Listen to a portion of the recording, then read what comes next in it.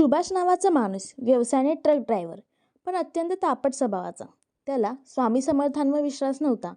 तो कायम म्हणायचा, हे बाबा बुबा म्हणजे खोटं असतं, कसले चमत्कार. एकदा तो गुजरातहून परतीच्या ट्रकमधून रात्री 12:30च्या सुमारास चालला होता. ट्रक घाटमाट्यावरून चालत होता आणि समोर काहीच दिसत नव्हतं.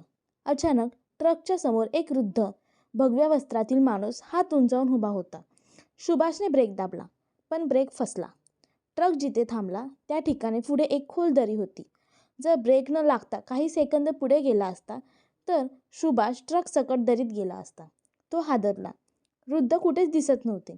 तो उतरून समोर गेला, शोधलं, पण ते व्यक्तिमत्व गायब.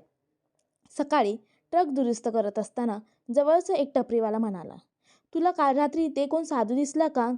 अरे, इथे कितीतरी जणांचा अपघात झालेत, पण काही जणांना असा वृद्ध दिसतो आणि ते वाचवतात. इथल्या लोकांना खात्री आहे ते स्वामी समर्थच आहेत. सुभाषने त्या दिवशी प्रथमच झुकून हात जोडले.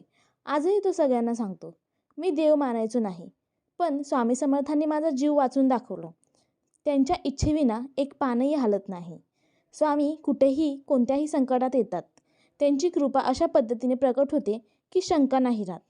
ते तुला संकट टळल्यावर कळून देतात की मी तुझ्यासोबत आहे.